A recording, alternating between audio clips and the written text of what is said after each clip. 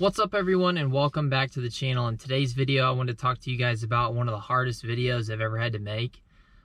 This video is about me being forced to pay $22,000 to the Omni Hotel in Nashville, Tennessee. This is a big setback for me. This is a big setback for my business, but I felt like this needed to be talked about. I'm going to do my best to tell this story in a short and concise manner, as well as tiptoe around the potential for legal trouble. But like I said, I wanted to share my experience, so let's dive down into it. So for those of you guys that don't know who I am or what I do, I host exotic car road rallies, and one part of hosting an exotic car road rally is securing hotel rooms in advance for your clients, whether that's through a courtesy block or through putting down a deposit to reserve the rooms. Well, I called the Omni Hotel in Nashville multiple times, and basically each time I asked for a courtesy block where I wasn't financially obligated for the rooms, I was basically ignored and told that somebody would reach out. Well, after nobody reaching out, I reached out to my friend who I consider my mentor. He's been very successful in business and I look up to him. Well, I reached out to him and told him, you know, this rally that we had come up with this rally where basically we start in Nashville and we end in Nashville. And for 2 days, we spend the night at the Topoko Lodge in Topoko, North Carolina, which is literally a mile south of the Tail of the Dragon. It's in the most beautiful part of Tennessee and North Carolina, and a great experience. Well, I reached out to him about it, and he said, look, man, I really want to do this rally, and I have no problem helping you out, so we can put down a deposit. So reached out to the sales manager again, and I told him, I said, hey, look, I'm funded. Can we get this ball rolling? I'm kind of tired of being ignored when, you know, I'm hoping to be a customer here. Well, the sales manager made multiple mistakes, and honestly was horrible to work with even throughout the entire situation. But his first mistake was he sent us a contract with the wrong deposit amount. So he continually sent one that was $11,000, which, for those of you that don't understand, we had 23 rooms on this first night and then 23 rooms on the second night, so 46 rooms in total. So with 46 rooms, I tried my best to obviously get a courtesy block, and obviously somewhere like Nashville, that's not going to work, so we obviously needed a deposit. So instead, the deposit was supposed to be 10%, which was $2,200, but instead he continually sent one that was the wrong one. Well, in order to not make this as complicated as possible, my friend, my mentor, went on ahead and just, so to speak, swiped the card for $11,000. Now, I'd obviously looked over the contract and everything looked fine to me, but one piece of advice that I would give any young entrepreneur that I made is, number one, is never borrow or let somebody pay for something that you can't pay for yourself. There's a lot of people on Instagram and YouTube that continually talk about, you know, not being the richest in the room or not being the smartest in the room to get, you know, more money or more, you know, to get farther along. But I'll tell you one thing, that being surrounded in the room with big dogs can bite you really bad, because you cannot afford the risks that they might be advising. And that's really big advice. Obviously you want to learn from people that are better than you, but obviously to some people $22,000 is nothing, while to some people $22,000 is everything.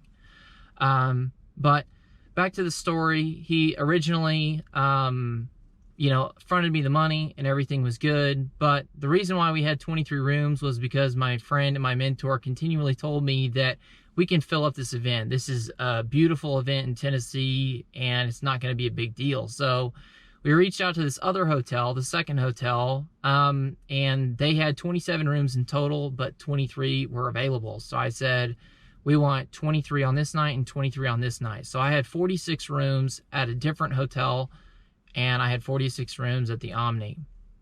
Well, long story short, it was a lot of basically having a big mouth, saying that you could fill this up, and it didn't happen.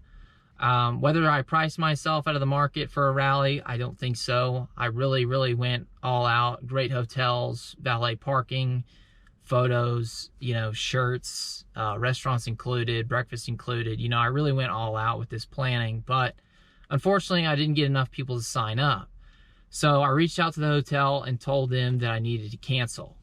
And unfortunately, in a unbolded line at the very end of the contract, there was the day after you sign this, or the moment after you sign this, if you cancel the event, you owe us the total bill for all 46 rooms, which was $22,034.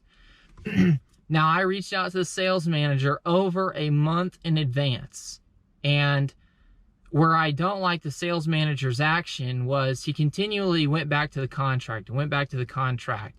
Well, the problem is there was enough ambiguity in the Omni Nashville's contract that was very confusing, because at the beginning of the contract, I'll show you guys pictures here. At the beginning of the contract, there's this key point of the cutoff date. The cutoff date, I believe, was September 6th. Continually goes back to the cancellation clause of the contract, which, if you're looking for the essence of this video, is don't get screwed over on the cancellation clause of a contract. But I continually went back to the ambiguity on what is the point of having this cutoff date and emphasizing this cutoff date all throughout the contract, just to go back to the cancellation clause and say, oh, well, you canceled. So basically, I got screwed over on the contract from day one because of one line that was unbolded that said, if you cancel this, you owe the entire bill. So this has been very frustrating for me. Obviously, my family, nobody wants to pay $22,000. Well, in the end, here's what happens.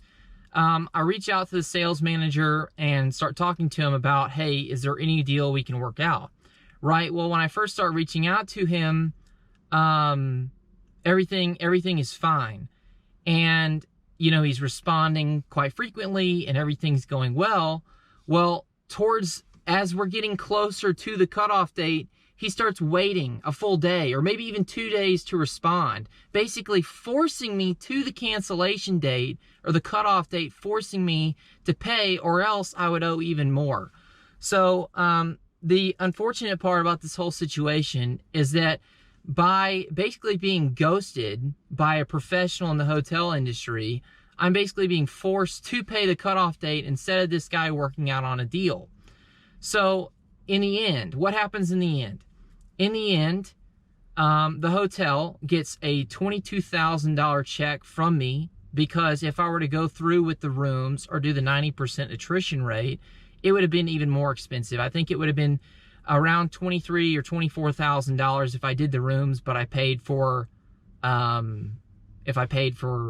believe it's, 90%, but then you add the 17.75% city sales tax, which comes out at, for 42 rooms, I'm paying 107% or something, as opposed to if I just went on ahead and bought all of the rooms and actually went through with it and just didn't use the rooms, we're looking at around $26,000. So obviously the cancellation and paying $22,000 is the cheaper option there. But the sales manager pretty much ghosted me, and this is after he sent the wrong deposit amount on the contract.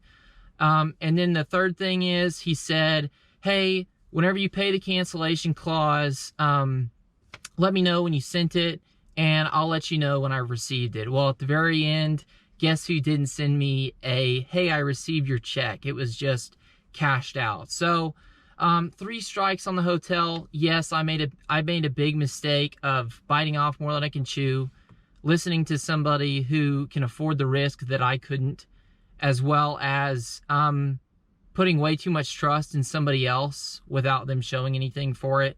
I've made a lot of mistakes, and it is hard as an entrepreneur to admit mistakes, because it sometimes makes you feel weak. It makes you feel like your business is not valuable, but that's not the case. But this is an embarrassing story. This is an embarrassing situation. So at the end, the hotel gets a $22,000 check from me.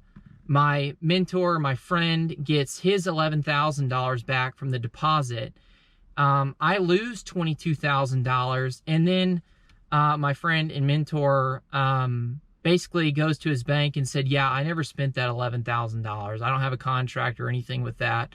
So he got an additional check from the bank for his $11,000.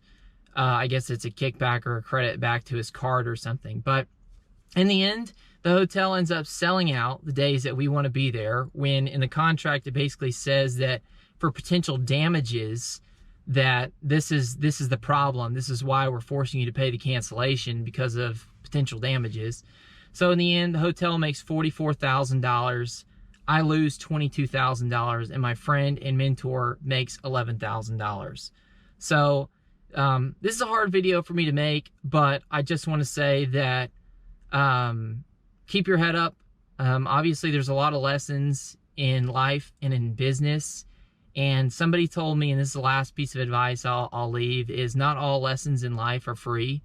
And sometimes those lessons where you pay the big bills are the ones where you learn the most and you adapt from that. So, you know, this is an unfortunate experience. I don't like the fact that Omni Nashville has a very, very confusing contract. I also don't like that they, in a sense, screwed me, a small business, while they went off and made $44,000, $22,000 off of me, but then $22,000 plus from selling the rooms at a closer date and a higher price.